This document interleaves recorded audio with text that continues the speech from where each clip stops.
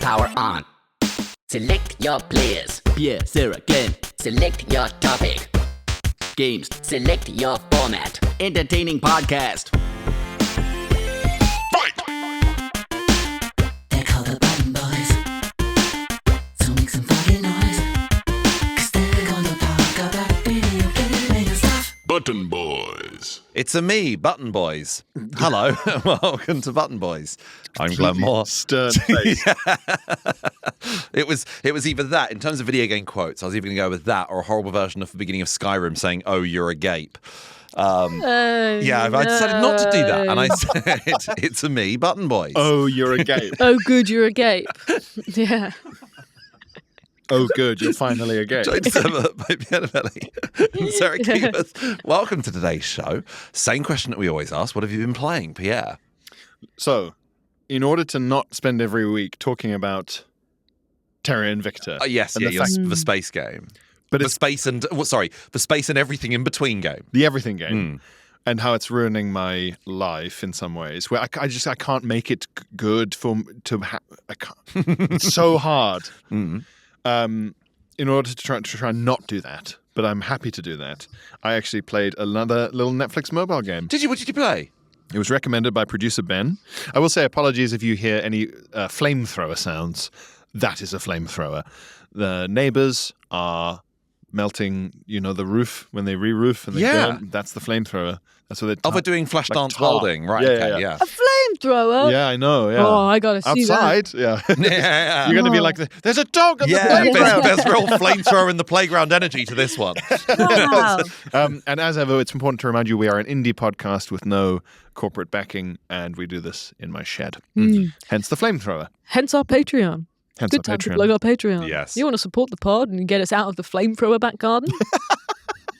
Sign up to Patreon. Where we can rent a studio and have our own flamethrowers indoors. Yeah, friendlier ones.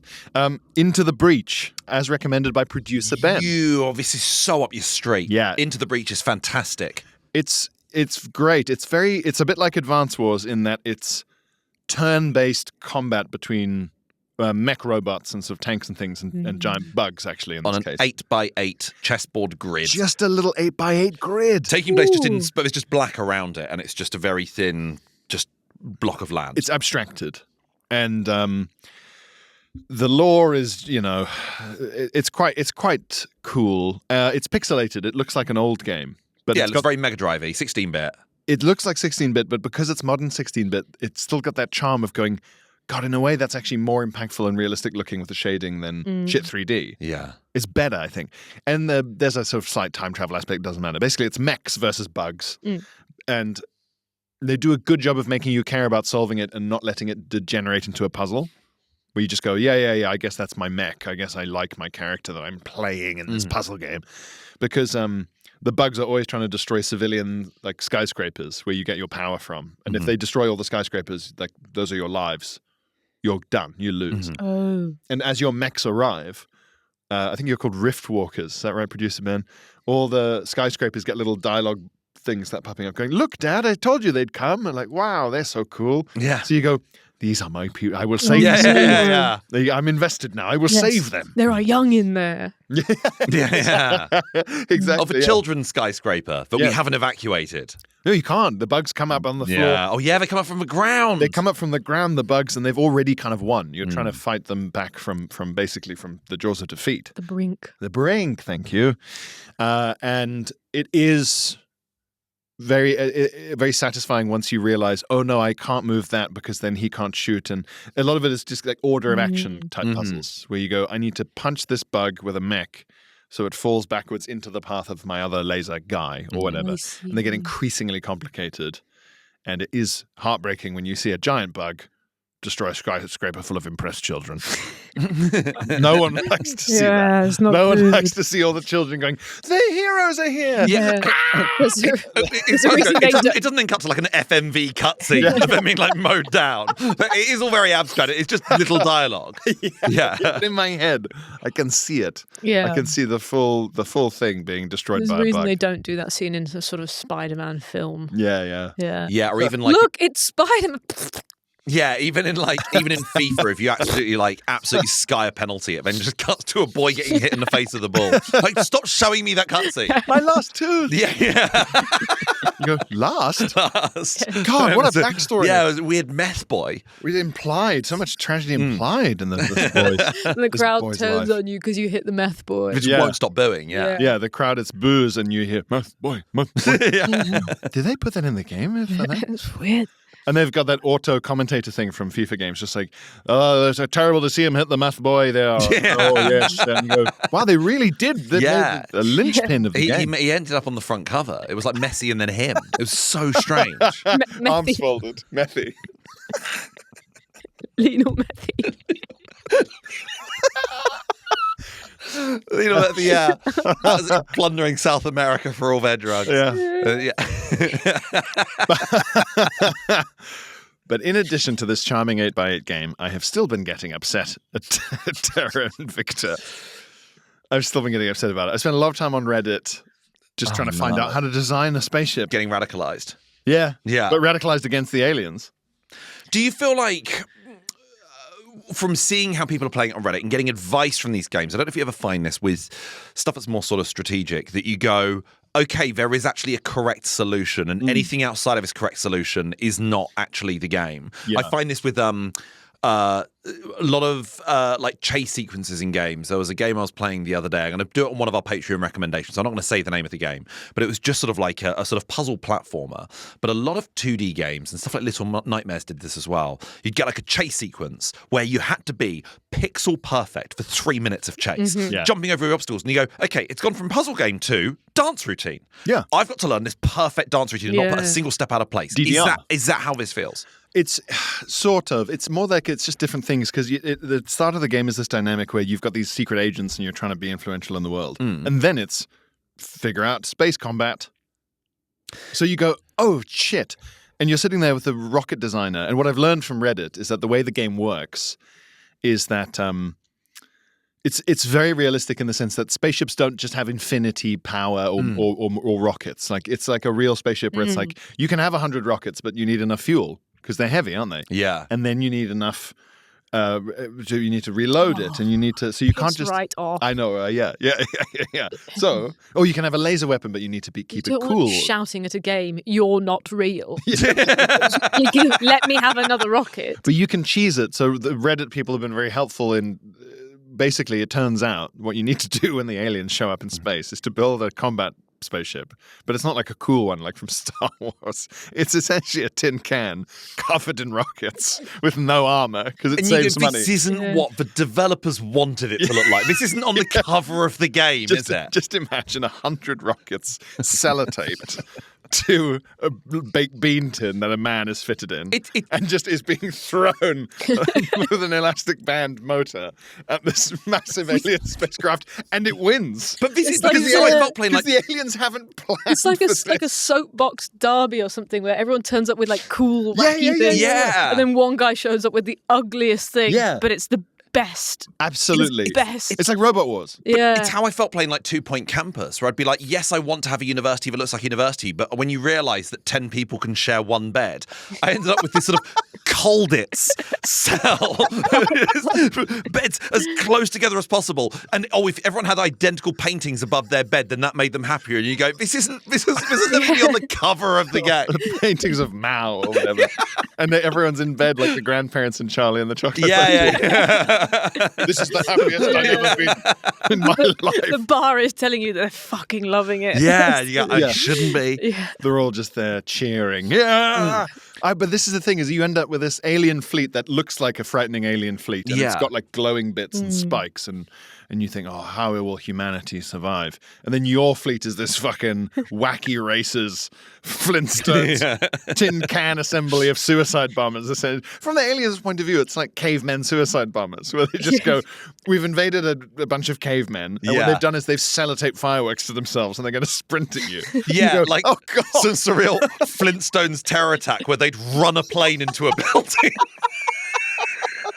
Legs. Yeah. That's the last thing you hear. Is that plane getting closer? It's a living. Yeah, yeah. And they let everyone on board call their families and go. A big shell. Make one last vocal.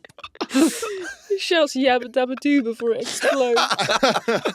Yeah, I got really nervous. This guy had this backpack on the tube, and he yelled out "yabba dabba doo" really loudly.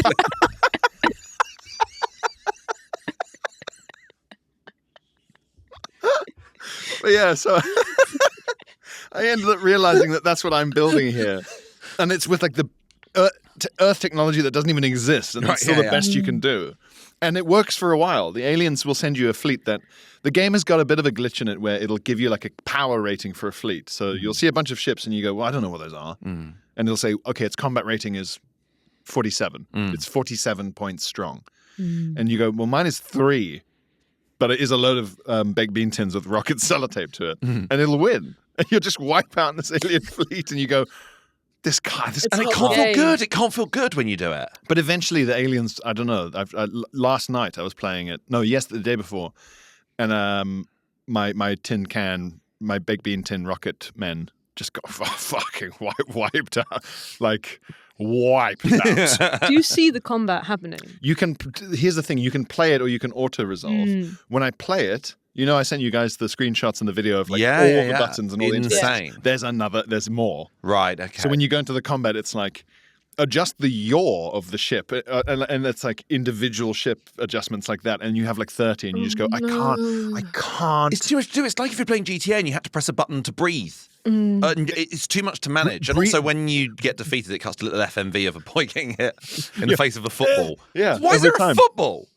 It's like if you had to press a button to breathe, blink, and there was a sunburnometer for how long you'd been in the To grow each sun. individual hair. Yeah, each individual hair, doink, doink, doink, You're doink, playing doink. numbskulls in the Beano. Yeah. That's what the game is. It's fucking mental. Yeah, and I need to learn if I'm going to win, because my fleet shouldn't have been destroyed. I don't understand why I lost.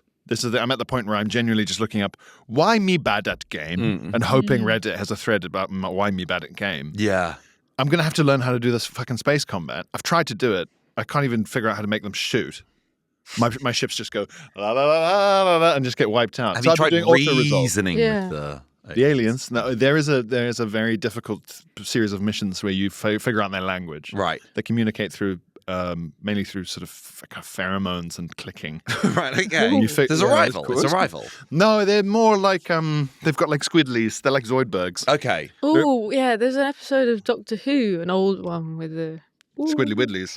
squiddly faces. The Squidlies kind What of... are they got? They got little orbs. Or like mind flayers, like in Baldur's Gate, like D&D. Yeah. But they communicate through noises, but you can't get emotional... Like tone is the pheromones. Oh, it's like how you can't read... People can't see sarcasm in tweets. Absolutely, Yeah. So that's the whole thing. But their intentions are not very nice. So... But you can play as humans who want to collaborate with them. That's the thing. The game is so big. I'm still in one of the 7 factions. Yeah. And I'm fascinated to play at some point when I guess I'm 60 as the ones who want to work with the aliens. Because are their missions different? Do the aliens say nice things to them? I don't know. Yeah. And there's so much character work and it's so deep. Like I can see why it took them a decade to make it. There's a bit where... Thank you, sir. You can get a leak in your organization, like, and it fucks up missions for you. Oh my god! And you go like, oh, for Like fuck. Crusader King. Yeah, there's loads of Crusader King style pop-ups. Yeah. Absolutely. So there's like a mole in your. Yeah, it can happen. It can It's just happen. obviously the guy that's like. yeah. The guy who's there who's smelly. Yeah. tasteful man. Grima worm tongue. Yeah. Okay, this is all, yeah. In I the don't want to think it's you. Yeah. I really don't. I don't want to think it's. in the pop-up, once you solve it, the pop-up, like sometimes you get the block of text and they go mole discovered, problem solved, and you just click accept. Well, that's like The Sims. Yeah, but I thought I'll read it because it was like this block of text. It was horrifying. They were like, as a minor employee of the Resistance, who Clive Dimbledon or whatever, who we agents raided his house, and in the basement were all these like metal cages full of like crusted blood and like cameras and. And the garden is full of mutilated bodies. So whoever he was working for was clearly paying him in like victims. It's too late to punish him though. He was garroted on his kitchen floor. So whoever it was, they've cleaned up after themselves. And you're like, fucking hell. Oh, Jesus. Jesus Christ. Then you go, Now I've got to build a spaceship? Yeah. Crazy a lot to be to the absorb. person writing that memo thinking, I really hope that they read this. 'Cause Yeah. you like meet them at the end of the day in the pub after work and they go like, did You see about Clive? you got my memo? You get the And memo, yeah. And you go, yeah. Can I get you a drink? And they go, Yeah. no. Did you read it? Did you read the whole Yeah. Did you read? Did you read the Did you whole get the memo? thing? Oh, because we're wearing the same shirt. Is that what you say? Yeah. Okay. Yeah. Did you- Anyway, But yeah, it was nice. Into the Breach is a lovely break from my full-time Yes. job trying to fight aliens. Yeah. Well done on your day off. I've been playing new God of War. A shadow-dropped God of War that came out a couple of weeks ago at the time of recording, where PlayStation did a state of play, announced there is going to be a remake of the original God of War trilogy, and then also there had been rumoured for quite some time there was going to be a new 2D Metroidvania God of War, and that's what they announced at this state of play, and they went, and it's out right now. Wow. And thank you, Andrew Coulson, a listener, for giving us a code for that. Yeah. Thank you, Andrew. We can be grateful for codes, and we also don't need to be nice about the game. It is the worst God of War I've ever played, Oh, no. which is a shame because so the idea is it's 2D side scroller, kind of pixel art-y, so I guess trying to look a bit like Blasphemous or the 2D Ninja Gaiden that came out last year. And the idea is you are Kratos before the 2018 one. So this is when it's still like, he's a Spartan and he's recounting tales of like his youth to his daughter. And so it's him like as a teenager training as a Spartan. So you're playing young Kratos and his friends are quite young as well. One of the characters is voiced by Jack Quaid, the main guy from The Boys. Yeah. So if someone could have told me when I first played that really bloody God of War about 20 years ago that Meg Ryan's son will one day be in God of War, wow. It's fine. It's fine. It's a shame because Sounds like that Hercules game that used to exist.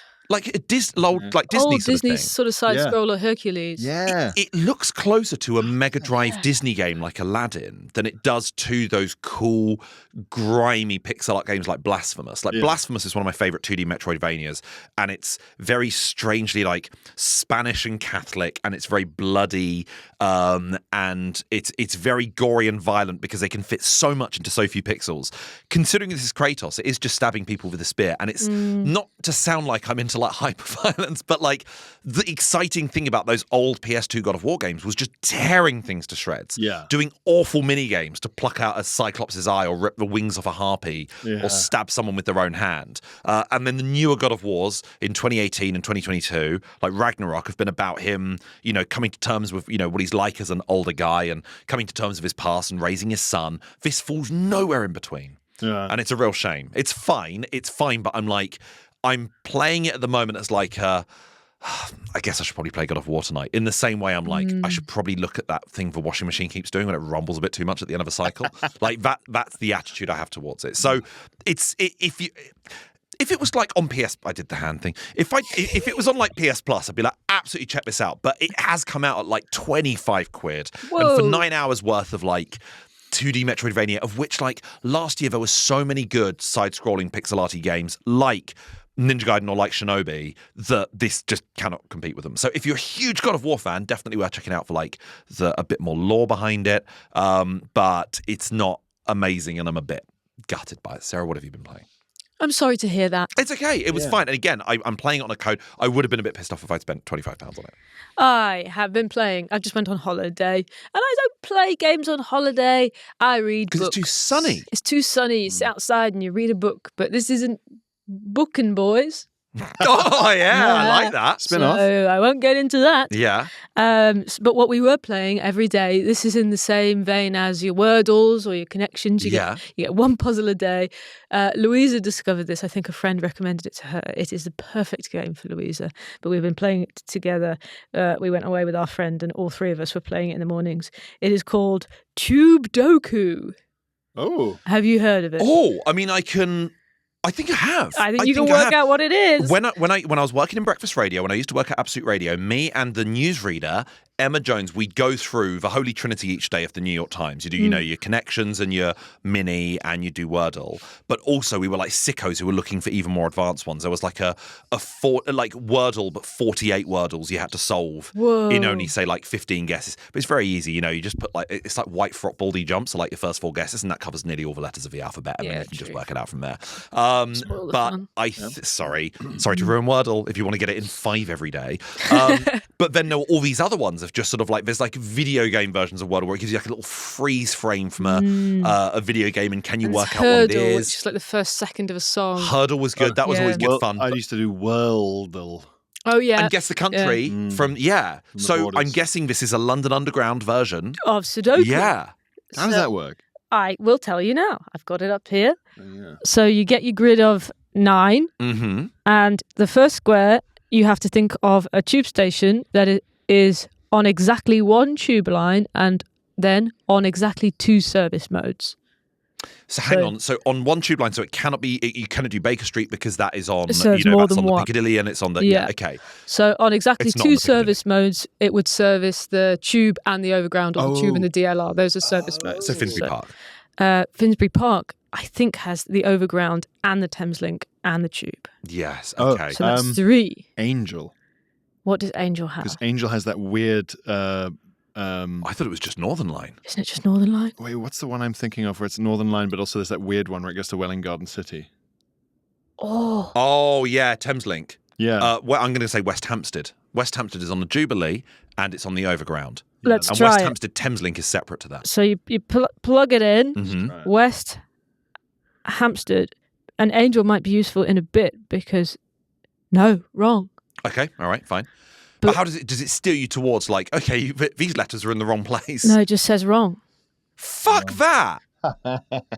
So then, what I did get this one earlier. Queen's Park fits there, goes green. Because you used to live in Queen's Park. I used to live in Queen's Park. Yeah. And that is And then- correct. That is correct because it goes green. And then you need it on exactly 2 service modes, Northern or Victoria line.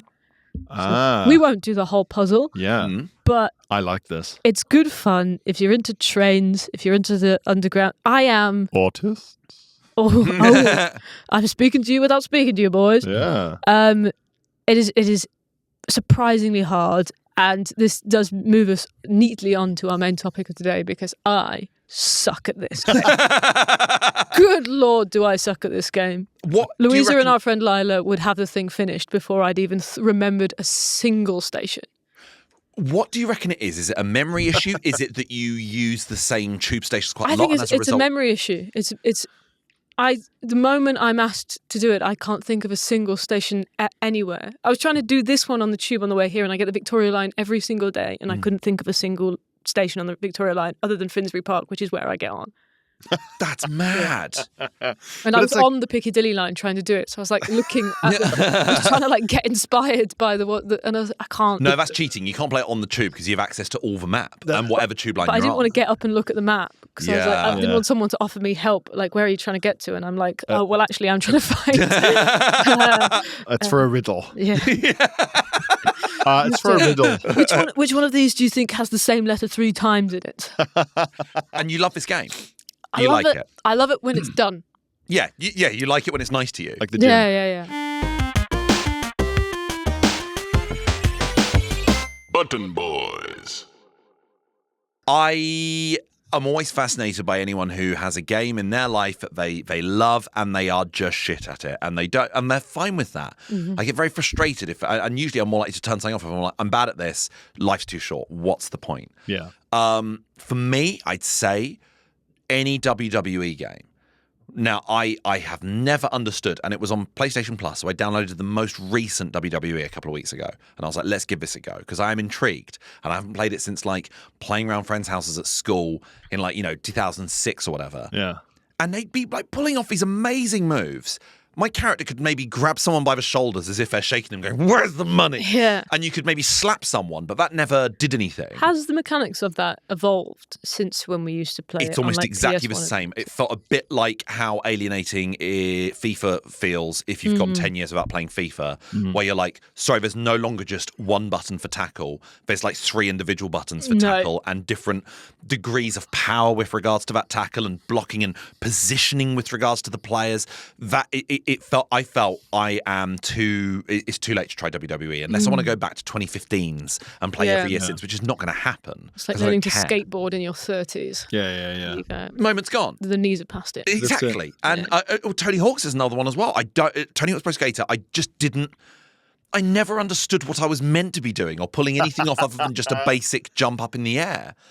There's certain sports games that aren't as athletic as like a track and field or a football or a rugby, then those are the games I'm traditionally the worst at. Wrestling and skateboarding, I had no understanding of how these works. It might be a combo thing as well, like fighting games. I can't do the sports ones. I hate FIFA. FIFA or anything like that. I can't make it work. And I have no enthusiasm for it.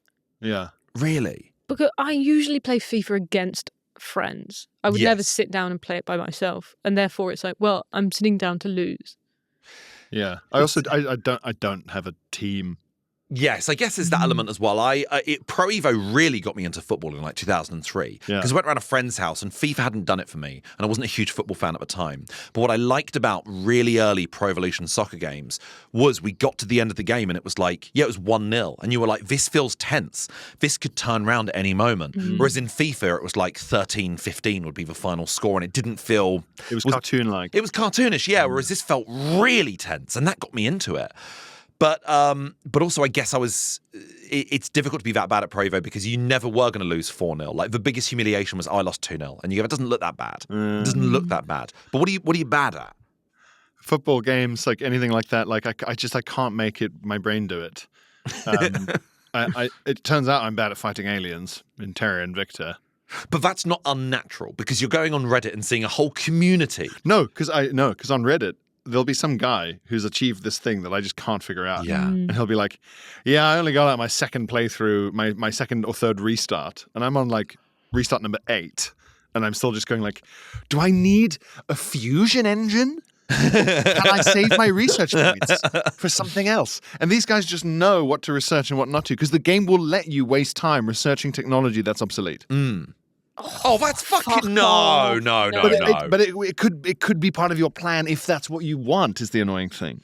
So if you've got some plan where you go, yeah, I need a hydrogen drive for the way I explore space. This is real life, Pierre. You could do this research and actually achieve something. Yeah, you can learn Latin whenever you want, and it won't get you anywhere. I could learn how to make a real spaceship. But no, and flee all this. That's not the game's fault. It's difficult for a game to go. I don't think you want to be going down this path. There was a game that fucked me off years ago called Lords of the Fallen. It was a Souls-like, and they tried to make those twisty, turdy pathways you get in Dark Souls. Where in Dark Souls, oh my god, everything links back up again.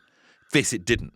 You'd end up at the end of a pathway and it would go, tee, you're lost. dead end, haha. And you go, for what? Piss right off. Piss right off. Someone on our Discord had one. Actually, I forgot how bad I was at this. This is Pixel Pirate. I don't know how indicative it is of my experience of social interactions in real life, but I fucking sucked at L.A. Noire. Yeah. I was exactly the same. I know that L.A. Noire is something that is fun to, we can poke fun at it now because the facial expressions are hilarious when you look back. I couldn't read anyone's fucking face. Yeah. I couldn't read anyone's face. And the worst thing is, it wasn't in L.A. Noire. It wasn't just a case of your options were, I believe you or I accuse you. There was also doubt as a third option. And I never knew when to use that because someone could be lying, like outright lying to the point where you could accuse them. If you chose doubt, that was the game going, you're incorrect. And you're like, no, I'm still correct for doubting. Yeah. I still doubt them.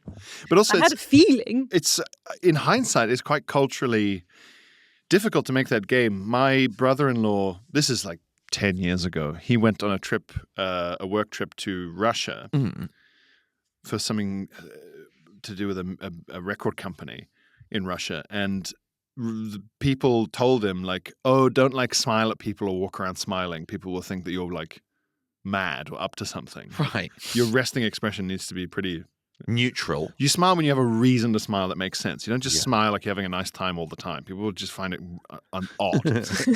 And isn't that kind of normal? No, it's like you did try that in America, just going around like that. Okay. No, but the point is like have it like like actively Victorian photo. Resting bitch face. I Resting don't bitch face. find this funny. I'm just. This is why would I be happy? What's genuinely like? But what's the reason? What have I got to smile about? Yeah, if like give me something. If you give me something, I will. It's that. The lower level is like, yeah, I'm alive. Why? What of it? Like, leave me alone. As opposed to like, howdy, neighbor. Like, it's cartoonish. I fear I would fancy everybody. Because everyone's smouldering. You know what I mean? Everyone's grouchy. You feel like everyone hates you a bit. Oh yeah. Let me change you. Yeah. Okay. Give me a chance. Let me buy a drink. But then that's the thing. Maybe like you couldn't figure it out because these were like literally American face. Like it was like, yeah, here in the States, if someone looks like that, you got to doubt them. Because they're going. What if you went to America and everyone was going like that? Yeah, right. That's why it takes so long in like customs and passport. They just didn't trust my face. Yeah, they're going, what's this guy up to? He's not doing any kind of eye rolling at all. Yeah. L.A. Noire, I really sucked at, and I like dragged myself over the finish line on that. Not Ghost on the Discord, very bad at deception games. I played Among Us during lockdown. I mean, who among us didn't? And during a table time in which I was accused correctly of being the imposter and defending myself while stuttering and poorly bluffing, my smartwatch loudly warned me that my heart rate was over 200 BPM. Fuck. I get that. Like, I'm very good at lying. Yeah. I am terrible at telling the truth. I come across as deeply suspicious. If I was on the traitors, I would get eliminated instantly. Yeah, I'm the same. If I was a faithful. People don't trust me. Yeah, really? Yeah. Why is that? I think you're too cheeky. I think my approach to these games is to try and be too relaxed. And so I am smiling whilst I'm doing it, because I'm like, this is not serious. So we can, and then everyone's like, why are you finding this so funny? Why are you chuckling? Oh, because we're having a dinner party and this is a game. Yeah. Yes, and you're my best friend. I think I come across a bit like being too helpful. Like if you ever had an office job and you're late for work and you try to seem as pissed off as you think your boss is, man, I'm so annoyed I'm late. I'm really, really annoyed. Like, so I'd be like, come on, guys, let's try and solve this together. And that comes across as so fucking disingenuous. Kate Garraway. Yeah. You can just tell. Yeah. Gun in the face. Yeah. Someone's been recruited. Yeah. Oh, bless her.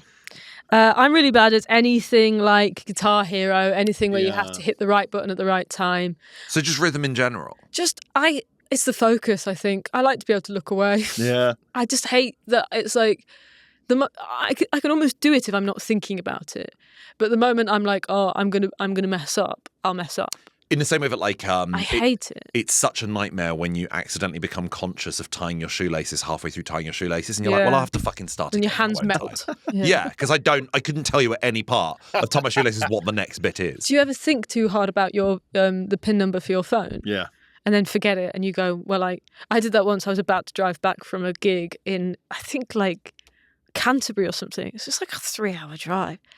And I got in the car and I needed to put the Google Maps on. And I just couldn't remember and I had to wait, like when you get locked out of your phone for 2 minutes. I had to wait for 2 minutes for my own brain to go, okay, think about something else, and then you'll know it when you come back. I'd say a much worse version of this last night when I forgot and couldn't for the life of me work out what my address was. No way. Yeah, I mean, to be fair, I've only lived there for a month. Yeah. But I couldn't tell you my house number to save my life. Really? And it was right. I was on the way back from Mott the Week and I had a Domino's, because it's just I think that's a nice post-television show thing to do. Yeah. And you select your address from the drop-down menu. I've got my postcode now down to a T, but it had all these numbers, so many wonderful numbers, 1 through to 60. How any one of them could have been my address. I even had them all laid out. It wasn't like I was trying to get stuff to my head. It was multiple choice. That's the problem with that is that you had too many choices. I had too many choices. Oh, I might be 12 today. Yeah. So you just don't put that out of context on the fucking. So you just ended up having to stand on the road and wave the Domino's guy down, being like, "Yeah, I just left my house wherever it is. Just anywhere around here is good, man." Yeah, I'm here. I live here in the road. Yeah. Did you have to look up your own address? I had to look at my own address. I had to go into my Google Maps history of what I've previously typed in. And I was like, well, I know I don't live at Sainsbury's, so it must be. It's horrifying, isn't it? Yeah. You go, okay, well, I'll just reset myself and then I'll come back and I'll know it. I'd have to, with something like Guitar Hero, I'd have to go into this almost fugue state of just, and the moment you start to become conscious of it, you'd go, no, don't fail me now. Don't think.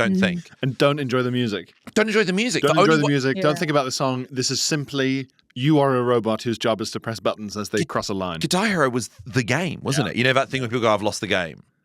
The second you thought about Guitar Hero, you'd lost Guitar Hero. Oh, so the only way to enjoy Guitar Hero was to not be aware you were playing it. Or to play it with like the sound off. Yeah. It'd probably be a really good thing to do with like coma patients or whatever. There's probably like Uma Thurman in Kill Bill would be like absolutely amazing at Through the Fire and Flood. Like be great at it. Dragon Storm. Yeah. Just with her toe, with one toe. Gareth Q, it will have to be Detroit Become Human. My daughter just laughed at me at how bad my final game was. I killed almost everybody. I'm that bad at reading people. Of course, Detroit Dragon Become Human Force, I think. Dragon Force is the same people behind like Heavy Rain and those choice-based games. And because you are playing these characters, you do want by the end of the game to have saved everyone. That is your indication of how well you did at the game. Yeah. And one of in a big showdown finale at the end of Detroit Become Human. This is kind of vaguely spoiler territory, so maybe skip ahead 30 seconds if you want to play the game yourself. But a big part of you being confronted at the end of are you who I think you are? As a character says, what was the name of my son? And it gives you like 3 options, and you have to be like, I wish I'd concentrated an hour too. And you can easily get everyone killed over just a small thing like that. I would not remember that at all. Yeah, it's guilt. Yeah. It's guilt because you've got to be engaged. I have the same. Have you seen One Battle After Another? Yeah. No, I'm a huge Paul Thomas Anderson fan. He was my mastermind topic, really? And I haven't got around to watching it yet. I was just going to say, because there's a password. It's not a spoiler. Can you wave at me when you're done? It's not a spoiler in any way.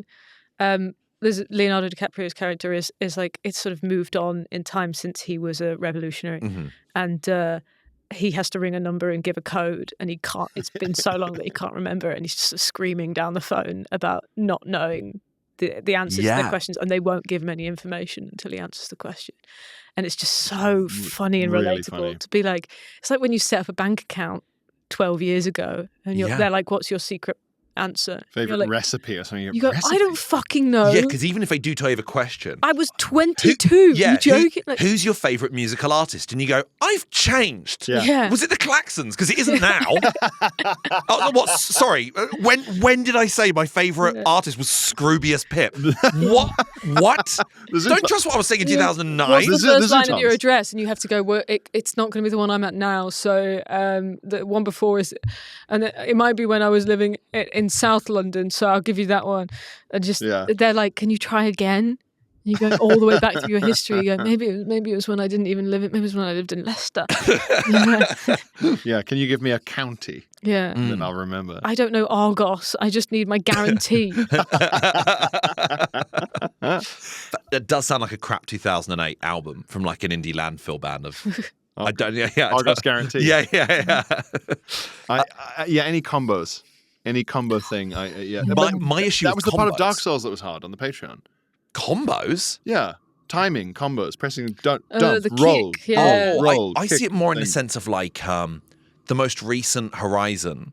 There was like an arena where it allowed you to try all these combos for Aloy, and I was like, I didn't even know they had these. Yeah. But also, you go, so with combos, am I doing it in time with the animations, like her animations of like once she's done this first move, then you can press the next button, or am I basically pre-typing it all in and then just letting these fireworks off? Yeah.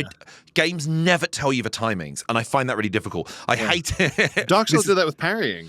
The parrying, you just have to figure out for yourself, but it feels inconsistent. It is, yeah. But with any game where like you pick up a new ability and it shows you on the tutorial, like a little screen shows up and it shows you a looping DVD menu of like 5-second bit of them doing the move, and you're like, I can't do this. Happen. Never going to happen. Button Boys.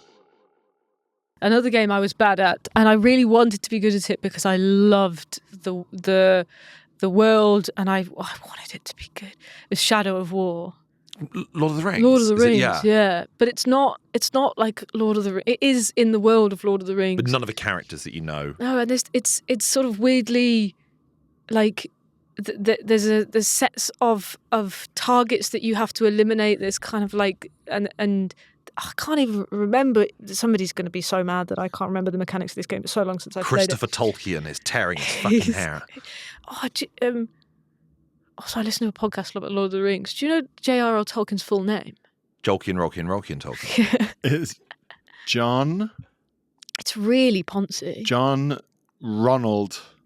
And then it's the second like, one, something poncy. It's Ronald. One of them is Ronald, though, which I thought was fun. I always thought was very Ronald funny. Ronald Tolkien and his fantasy burgers. John Ronald Ruel Tolkien. Ruel. Yeah. There you go, anyway, Ruel. So there's like the orc army has like commandants, and like there's rankings within it, and there's like a slight AI element that if one of them kills you, they'll be sort of promoted, and then you have to go and avenge yourself. And Is that the Nemesis system? yeah, I think so. And I hated it. I was so bad at it. Well, the good news is that got like patented, and then the company got shut down. But someone else owns the patent, so no other game can ever do that again. Really? Yeah. God. It's like one of the like big video gaming relics of. It's such a shame no one can ever do the Nemesis system ever again because it is owned by a company that I don't think makes games. I don't think I would have hated it had I understood it more, but I found it so impenetrably confusing. I was like, I don't know what I'm aiming for.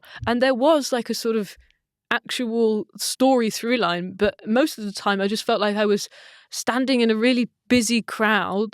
It felt like I was stuck in Leicester Square on a Saturday, like trying to kill this one guy because he pushed me over.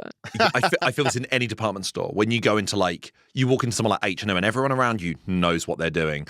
I feel this way about like Korean hot pot restaurants. I'm too nervous to go in. I'm like, everyone seems to know what they're doing with like cooking your own meat. What do you mean? I can't be trusted with that. Yeah. What do you mean? That's what you're for. Yeah. I was always bad at the micromanagement of strategy games, even though obviously, I go on about Age of Empires 2 or whatever, but also like Company of Heroes, any kind of real-time strategy game where you watch someone on YouTube playing and they win a game because instead of going like, oh, I'll just scroll through the map to find the town center, build a villager, and then you forget, they're just going CH apostrophe. I've never used a hotkey in my life. Yeah. In my life. I still type in www. before I go on a website. So no, I don't. Don't. Glenn can't go on websites. Yeah. He's been banned from websites. He's been banned from websites. You're not allowed any more No websites. more websites for you. You've had your dinner. Yeah, every time I go on Google, it makes that dung noise. Oh, okay. Yeah. I learned some hotkeys once because do you ever do this with games where you just think, I'm going to needlessly decide that this is a challenge within this game I want to do, and then I'll delete it? How do you mean? Like Company of Heroes, I just thought, if I can beat the computer on the hardest setting, where it's essentially just cheating and giving itself resources and spawning tanks without building them, then I will be happy. Yeah, then you've won and you can delete it knowing there's nothing else you could have done. Even though that's not a challenge in the game. Yeah. I've made that up. Yeah. I did that with Company of Heroes. I figured out enough hotkeys to just could destroy even the most unfairly high setting of difficulty on the AI. And that was very satisfying, but I just thought I can't be doing this kind of Minority Report. Yes, yeah. Every game. Fucking Sherlock, Benedict Cumberbatch bullshit. Yeah. Also should be relatively uniform across the board, I think. Yes. They should all get together and agree what's going to be what. Yeah, but even in FIFA, there's a button for spawn villager. Yeah. Just in the goal. Yeah. Great, another player. Yeah, great. Erling Haaland. Too many men on the pitch. Too many men on the pitch. You just put 10 villagers in goal.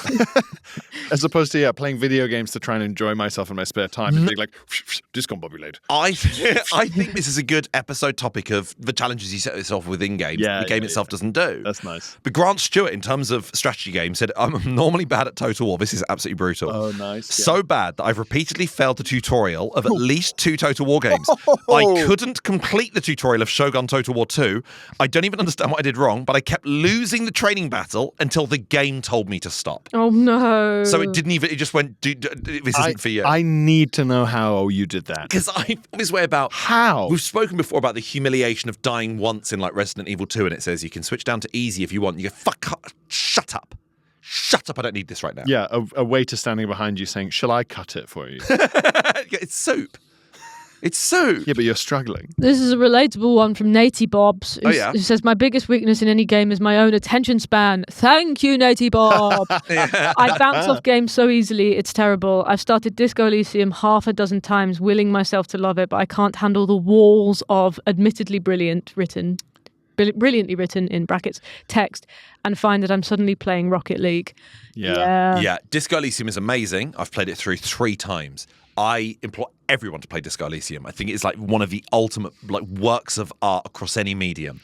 But at the same time, if your mind's not in it, you're not going to. Do you think is there an accessibility element where they would read the text where you can have the director's cut has a voiceover?